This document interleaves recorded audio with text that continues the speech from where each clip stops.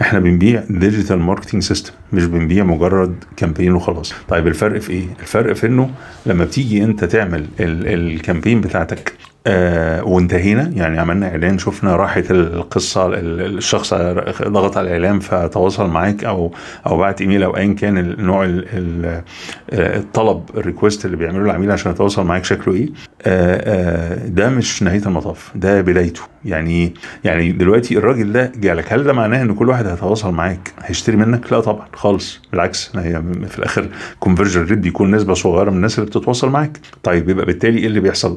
الناس دي انت لازم يكون عندك منهج لازاي تحافظ عليهم. كون ان في واحد اهتم وتواصل معاك او اهتم انه يتابع البيزنس بتاعك حتى لو ما تواصلش لطلب الخدمه بشكل مباشر، لكن تابع البيزنس بتاعك على السوشيال ميديا، فده معناها بشكل ما هو عنده درجه من درجات الاهتمام. فانت لازم بقى تفكر بقيه السيستم، ان الراجل ده ازاي هعمل له اعاده يعني اهتمام او تنشيط للعلاقه اللي بيني وبينه اللي هي بتبدا دي، علشان تنتقل من ان هو كولد، اللي بنسميه احنا كولد اودينس، انه يبقى وورم اودينس، بعد كده يبقى هوت اودينس. كويس. دي ليها تطبيقات كتير، ده منها احد تطبيقاتها اللي انا بقوله ده، ان انت بتعمل ايه؟ ان انت بتقول والله الراجل ده لاول مره كان جاي كولد اودينس، شاف حاجه طلعت له وطلع له اعلان او طلع له حتى اورجانيك كونتنت ولا حاجه عجبه فتابع.